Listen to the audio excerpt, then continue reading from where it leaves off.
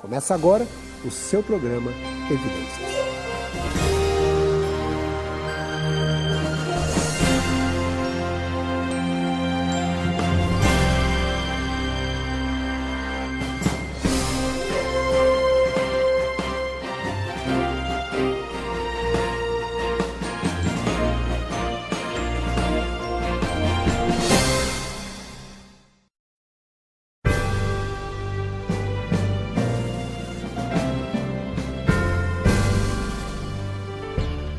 Todos sabemos que a Bíblia é a legítima palavra de Deus franqueada a todas as pessoas. Mesmo que alguns duvidem disto, a certeza teológica de que Deus se comunicou com a humanidade através de uma linguagem que pudesse ser entendida é, sem dúvida, a base do judaísmo e de todo o cristianismo. Se ela ruir, todo o sistema milenar fundamentado nesses dois segmentos cairá por terra. Portanto, existe algo muito sério acerca deste documento comumente chamado de a Bíblia Sagrada, ou as Sagradas Escrituras. Friedrich Wieler declarou certa vez, com muita propriedade, que a revelação bíblica significa nada mais, nada menos que Deus nos falando com sotaque humano. Esta realmente foi uma extraordinária e necessária forma de comunicação divina, na qual Deus não apenas fala de sua existência, como também nos ensina verdades acerca de sua pessoa e nos revela como ele é. Embora o conhecimento bíblico seja aberto a todas as raças, culturas, credos e níveis sociais, existe uma parte do seu estudo que demanda um empenho mais técnico e científico. E este talvez não esteja tão acessível a leigos. É que a história da produção literária de um texto reflete determinada época e cultura longínquas, que pode muitas vezes ser misteriosa. Por isso, criou-se a ciência bíblica, mais comumente chamada por hermenêutica, ou, em alguns casos, exegese.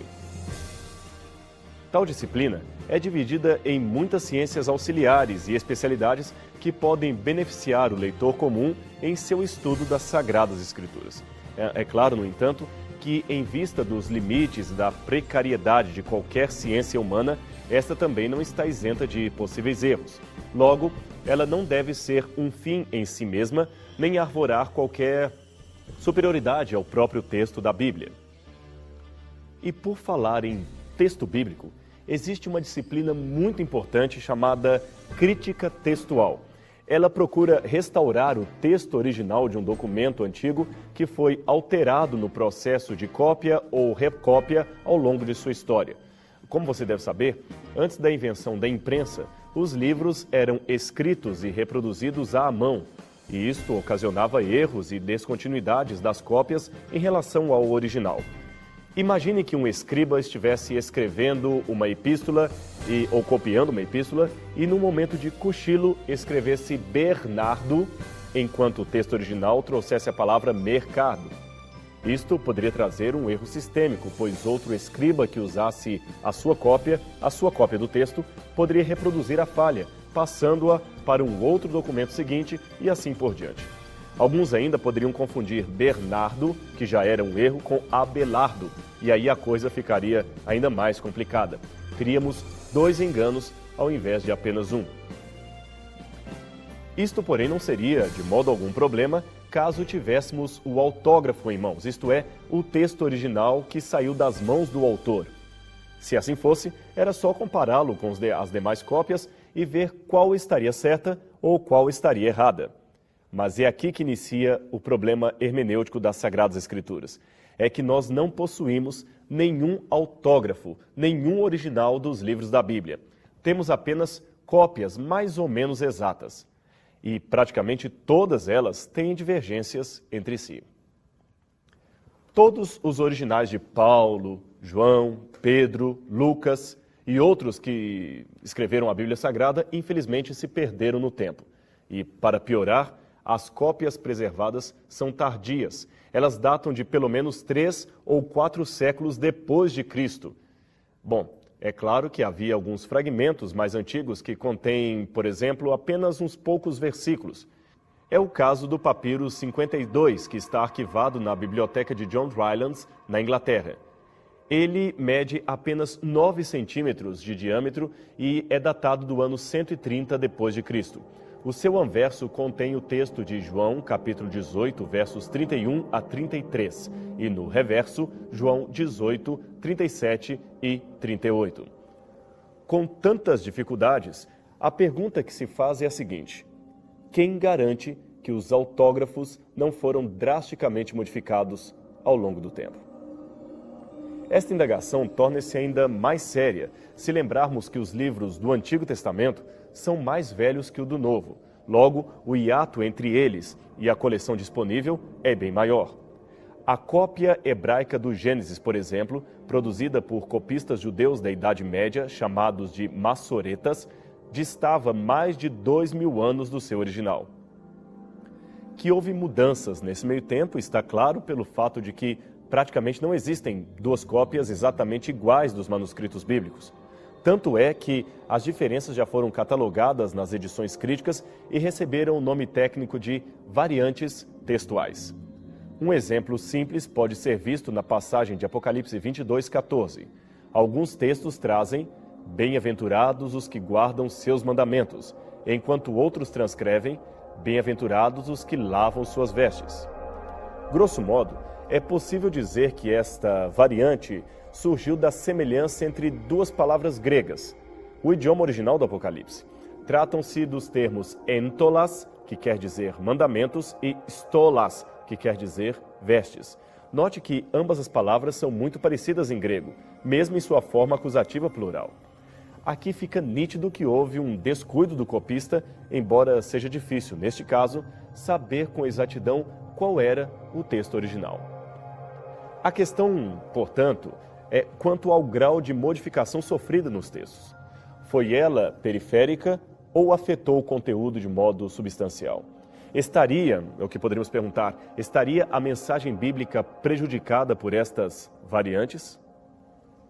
Na verdade, são poucos os textos com elevado grau de incerteza, como o caso de Apocalipse 22:14 que citamos. A grande maioria das variantes já foi cientificamente analisada, de modo que a Bíblia hoje pode ser considerada o livro mais bem pesquisado em termos de crítica textual. Ela ganha disparado de todos os outros clássicos antigos da humanidade. Para se ter uma noção do que isso significa, basta dizer que só do Novo Testamento existem mais de 5.300 cópias antigas, fora umas 8.000 da Vulgata Latina e cerca de 9.300 de outras versões primitivas, como o copta e o siríaco. Isto contrasta em muito com o segundo livro mais autenticado da Antiguidade, a Ilíada de Homero, da qual existem apenas 643 cópias manuscritas, e, aliás, a mais antiga dista 500 anos do seu original.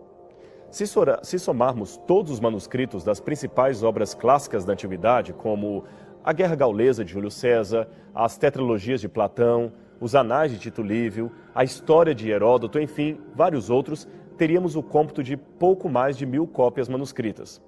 Já o Novo Testamento sozinho detém mais de 5.300 cópias manuscritas, e a mais antiga, embora seja apenas um fragmento, dista do seu original em apenas 30 ou 50 anos. Como se pode ver, só o Novo Testamento grego possui quase 5 vezes mais cópias do que a soma de todos os antigos clássicos juntos, isto é, os clássicos da literatura ocidental, anteriores ao primeiro século depois de Cristo. E esta comparação textual não para por aqui. O falecido Dr. Bruce Metzger, um dos mais renomados especialistas em tradução grega e crítica textual do mundo, fez uma pesquisa extraordinária. Ele empreendeu uma acurada comparação entre a Ilíada de Homero, o Mahabharata, o livro sagrado dos hindus, e o Novo Testamento. Sua conclusão foi que, das quase 20.000 linhas que compõem o Novo Testamento, apenas 40 permanecem dúbias quanto ao seu original. Logo, 99,5% do texto neotestamentário é criticamente confiável. Da Ilíada, porém, percebeu-se que, das suas 15.600 linhas, 764 eram questionadas pelos especialistas, 19 vezes mais que o montante bíblico. E, finalmente, quanto ao Mahabharata, seria de 8 vezes maior do que a Ilíada o número de suas linhas, que teríamos algumas dúvidas. Ou seja, pelo menos 26.000 linhas dele teriam a sua originalidade questionada ou posta em dúvida. Um número realmente em percentual muito maior do que aquele bíblico. Cabe ainda observar que nenhuma destas disputadas passagens do Novo Testamento apresenta perigo à fé cristã. São ao todo cerca de 400 palavras dúbias que aparecem no texto do Novo Testamento, mas são palavras como aquelas de Apocalipse 22:14 que mencionamos anteriormente. Nota-se também que nenhuma doutrina fundamental do cristianismo se assenta sobre estas passagens, cuja leitura é disputada entre os especialistas. Tomemos, por exemplo, o texto de 1 João, capítulo 5, verso 7. Ele fala algo a respeito de 3 testemunhas celestiais, que seriam o Pai, a Palavra, no caso Cristo, e o Espírito Santo, e que esses 3 seriam apenas um. Esta é uma típica passagem cuja autenticidade é seriamente questionada pelos especialistas. Ela tem forte indício de ter sido um erro de copista ou um acréscimo feito posteriormente em alguma cópia tardia da Epístola de João. Contudo, isto não prejudica a doutrina da Trindade, que não se sustenta nesse texto, nem fica menos evidenciada pela possibilidade dele ser espúrio. Há outras passagens que permitem um estudo acurado do assunto sem precisar se valer de um versículo cuja origem é duvidosa. Existem ainda outros excelentes argumentos a favor da fidedignidade textual da Bíblia, mas não os reproduziremos aqui por questões de espaço e por fugir ao objetivo deste programa. Não obstante, vejamos uma comparação a mais, desta vez, acerca da integridade textual do Antigo Testamento. Trata-se da sensacional descoberta dos manuscritos do Mar Morto em Khirbet Qumran, no deserto da Judeia. Antes, porém, de comentarmos essa descoberta, seria interessante dizer que, em relação ao Antigo Testamento, até ao achado desses manuscritos, a cópia mais antiga em hebraico que possuímos do texto completo do Antigo Testamento datava de cerca do ano 1000 depois de Cristo. Era o Codex Babilônicos Petropolitanos, que fora produzido ou copiado 1400 anos após o Antigo Testamento haver sido completado. Como você vê, um hiato deveras complicado para se estabelecer a fidedignidade textual das Escrituras. Havia, claro, um outro texto, o Papiro Nash, que contém uma porção hebraica de Deuteronômio 6, 4 e 5 e que foi encontrado em 1902. Esse fragmento foi datado em torno do 1º século antes de Cristo, mas o seu conteúdo, como você pôde notar, era deveras pequeno para grandes conclusões. Assim, com cópias de manuscritos tão tardias em mãos, os especialistas em teologia bíblica se viam às voltas com o problema de provar que não houve graves alterações anteriores ao texto que possuímos. Imagine que algum capítulo houvesse sido deliberadamente acrescentado ou suprimido. Em 1939, Sir Frederick Kenyon, diretor do Museu Britânico e autor do livro Nossa Bíblia e os Antigos Manuscritos, expressou seu pessimismo em dizer: "Acho impossível que se encontre qualquer manuscrito do texto hebraico que seja anterior à formação do texto massorético." Ora, quando ele diz texto massorético, está se referindo às cópias hebraicas feitas a partir do ano 500 depois de Cristo. Logo, na sua opinião, seria impossível encontrar uma cópia do texto hebraico que antecipasse o 6º século. Isto ele dizia por supor que os manuscritos antigos jamais sobreviveriam tanto tempo. A impossibilidade de Kenyon tornou-se miraculosamente possível num achado bastante providencial, que foi a descoberta dos manuscritos do Mar Morto, e Kenyon viveu o bastante para testemunhá-lo. Tudo aconteceu nesta região desértica por volta de 1947 e teve como destaque este platô conhecido como Khirbet Qumran, que fica próximo ao Mar Morto, ao sul da antiga Judeia. A região, como você pode ver, é bastante inóspita e ficou por séculos abandonada a partir do ano 70 depois de Cristo. Mas quem habitou nesta região e guardou os manuscritos que ali foram encontrados? Esta é uma pergunta bastante importante para o debate atual. O que sabemos é que estas milenares montanhas em redor cercavam uma antiga comunidade, que na visão de alguns era formada por judeus essênios, que viviam no deserto isolados das grandes cidades. Porém, na opinião de outros, os restos das escrituras aqui encontradas e das construções revelam a presença de um grupo de escribas judeus a serviço do templo ou ainda o esconderijo natural de uma biblioteca judaica retirada de Jerusalém antes do ataque dos romanos no ano 70. Seja como for, aquele local foi o palco de uma extraordinária descoberta a favor da Bíblia Sagrada. Naquele ano de 1947, segundo uma das muitas versões, um evento envolveu um garoto beduíno chamado Muhammad Ahmed El-Hamed, que aqui aparece numa rara foto junto ao seu irmão quando possuía 20 e poucos anos. Muhammad, que na época do achado ainda era um pré-adolescente, saiu um dia à procura de algumas cabras perdidas e se deparou com uma fenda natural numa das rochas. Curioso, ele jogou uma pedrinha dentro da fenda, talvez para verificar se animais estivessem lá dentro ou se as próprias cabras estivessem ali escondidas. E o que ele ouviu foi o barulho de jarros se quebrando. Correndo para o acampamento de sua tribo, o jovem beduíno chamou um adulto e o levou até o local do achado, na esperança de que se tratasse de um grande tesouro. Juntos, eles escalaram a parede, pois a fenda ficava num escorregadio terreno na ponta do platô, e se surpreenderam ao encontrar dentro da gruta grandes jarros de barro como este, lacrados com tampa. Isto aumentou ainda mais a ideia e a possibilidade de conterem pedras preciosas ou algum tipo de tesouro qualquer. Para sua frustração, porém, o que encontraram nos potes eram imensos rolos de manuscritos envoltos em tecido.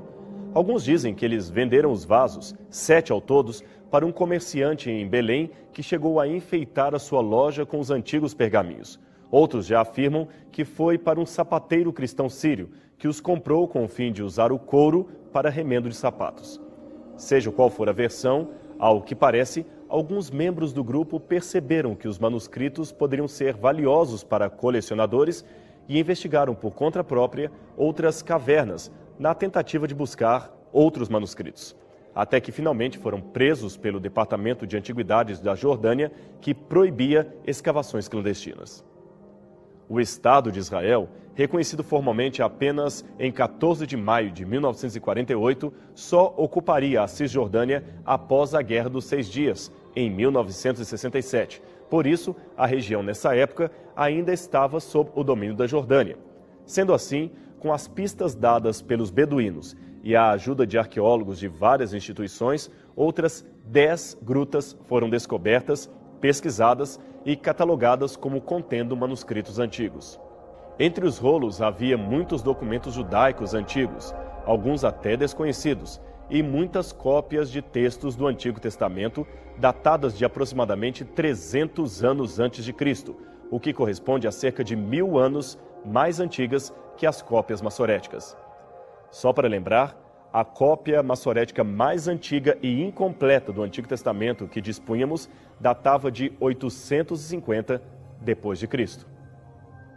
Quando se comparou, por exemplo, a cópia de Isaías encontrada em Qumran com o texto que hoje possuímos, verificou-se que, de fato, Deus protegeu a integridade do texto, pois se houvesse qualquer mudança, por mais comprometedora, ela estaria evidente. Afinal, o texto qumrânico foi produzido muito antes de haver até o cristianismo. Na verdade, encontram-se nas grutas cópias de todos os livros veterotestamentários, menos Esther, que talvez estivesse ali, mas estaria num estado fragmentário e acabou se perdendo junto com centenas de outros manuscritos ou rolos de tamanhos diversificados que foram manipulados indevidamente pelos beduínos ou já estavam deteriorados pela ação do tempo. A Gruta 4 revelou-se a mais importante de todas. Embora nenhum manuscrito completo tenha sido encontrado ali, o relatório oficial supõe que, no mínimo, uns 15.000 fragmentos foram recolhidos do seu interior. Era um verdadeiro quebra-cabeças gigante, que montava aproximadamente 584 textos. Destes, 127 seriam bíblicos e o restante, culturais. Todos eles muito importantes para o estudo crítico textual do Antigo Testamento e também para o conhecimento do substrato cultural de muitas ideias do Novo Testamento. Um exemplo é o fragmento do Apocalipse judeu, escrito em aramaico, que traz as expressões Filho de Deus e Filho do Altíssimo aplicadas ao Messias vindouro. O seu texto diz o seguinte: Ele será denominado Filho de Deus, e lhe chamarão Filho do Altíssimo. O seu reino será um reino eterno, e todos os seus caminhos em verdade e direito. A terra estará na verdade e todos construirão a paz. Cessará a espada na terra e todas as cidades lhe renderão homenagem. Ele é um Deus grande entre os deuses. Seu domínio será um domínio eterno. Outro excelente esclarecimento vem de um manuscrito encontrado nas grutas chamado de Regra da Guerra.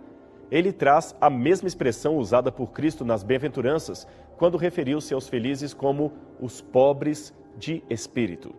Antes do achado de Qumran, esta expressão de Jesus deu lugar a muitas interpretações, a maioria delas de cunho social.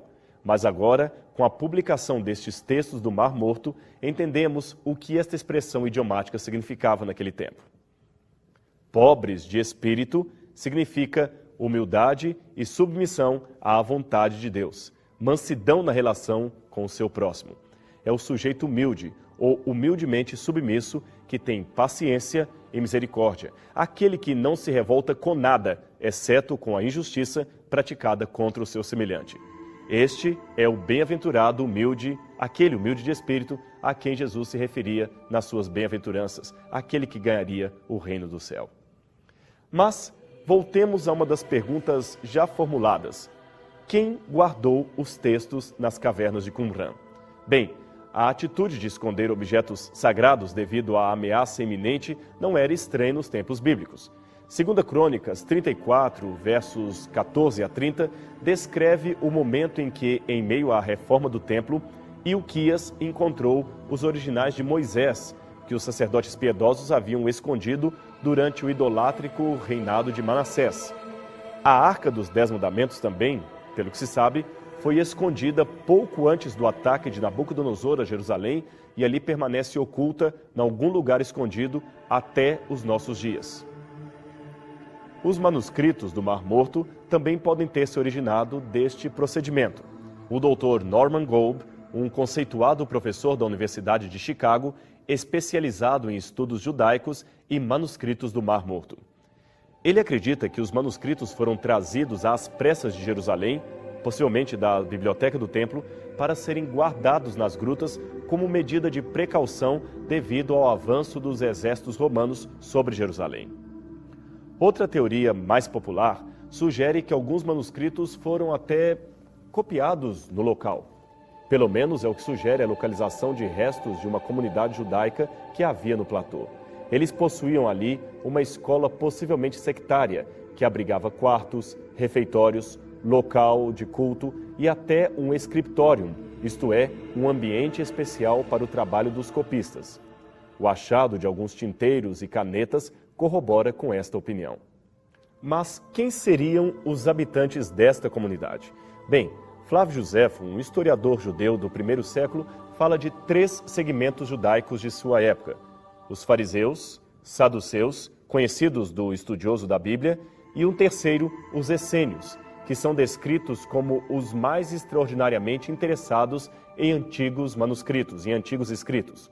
Além disto, o historiador Plínio, em sua História Natural, menciona a região do Mar Morto entre o En-Ged e Massada como o lar dos essênios, que morariam no deserto. Ora, os restos de Khirbet Qumran estão perfeitamente enquadrados nesta localização. Ademais, vários especialistas fizeram uma detida comparação entre as crenças essênias, recuperadas das antigas descrições como as de Joséfo, e os textos de Qumran. Não só a semelhança é surpreendente, como admira-se que não haja ali nada que destoe do pensamento do grupo. O mesmo não pode ser dito nem dos fariseus, nem dos saduceus, que possuem muitas divergências doutrinárias com os manuscritos ali encontrados. Contudo, existem também objeções a esta teoria, supondo que a comunidade fosse outro grupo separatista ainda desconhecido, que teria rompido com o sistema do templo e, por isto, criou uma comunidade isolada no deserto. Uma ideia mais recente sugere que Qumran era originariamente uma escola de sacerdotes que se formou em Jerusalém, mas foi obrigada a migrar para o deserto por causa das perseguições de Antíoco Epifânio. Seja qual for a teoria assumida, o fato é que os manuscritos mostraram para o mundo inteiro a integridade textual de mais de 90% da Bíblia hebraica e, por isto, Por isto só, já temos motivo bastante para comemorar. Como sempre aconteceu em toda a história da arqueologia bíblica, novamente aqui, os tabloides sensacionalistas não perderam tempo e começaram a divulgar ideias de um suposto complô, chefiado sobretudo por organizações cristãs, para impedir que o conteúdo dos manuscritos viesse à tona. Eles continham, segundo a reportagem de vários jornalistas, uma gama de informações que comprometeria a história do judaísmo e, especialmente, do cristianismo. De fato, houve uma demora na publicação dos textos, que deu combustível para a fogueira das especulações. O problema era que o trabalho de montagem de milhares de fragmentos, às vezes medindo pouco mais de 1 centímetro, não era algo tão simples assim. Na mente leiga dos sensacionalistas, os manuscritos teriam sido encontrados como se fossem livros empoeirados numa estante de pouco mais de 50 anos. Bastava lê-los e dizer o seu significado. O meticuloso trabalho das equipes não era nem de longe parecido com este. Os milhares de fragmentos, como você pode ver nesta foto, eram muitas vezes minúsculos. Eles tinham de ser desenrolados, separados com pinças, pois às vezes estavam grudados uns nos outros, e então vinha o delicado e complexo trabalho de limpeza, que exigia bastante perícia e soluções muitíssimo caras. Finalmente, depois de todo esse árduo empreendimento, era hora de classificá-los por grupo e começar o lento trabalho de montagem do quebra-cabeça que daria forma ao texto original. Visto que faltavam muitas partes, algumas vezes era praticamente impossível reconstruir o parágrafo ou até mesmo o texto inteiro, embora estivessem agrupados pela cor do pergaminho ou pelo formato da letra. Toda esta identificação exigiu dinheiro, tempo, paciência e alto grau de habilidade. Por isso, houve a demora na publicação dos textos.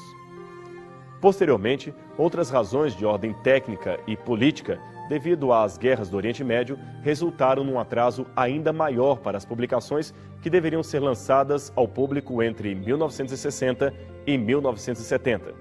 Hoje, porém, passada toda esta efervescência, os manuscritos estão, em sua maioria, publicados em edições críticas e populares, inclusive em português. Ao contrário do que estava previsto pelos críticos sensacionalistas, nada houve nos manuscritos do Mar Morto que pudesse enfraquecer numa vírgula sequer a mensagem e o entendimento que temos acerca de Jesus Cristo e das origens do cristianismo. Pelo contrário, ampliou-se a compreensão do contexto histórico do Novo Testamento e confirmou-se a confiabilidade textual do Antigo Testamento. O Deus que inspirou a produção das Escrituras preservou-as de um modo assombrosamente maravilhoso. E este é mais um indício de que a Bíblia Sagrada é a legítima e eterna Palavra de Deus.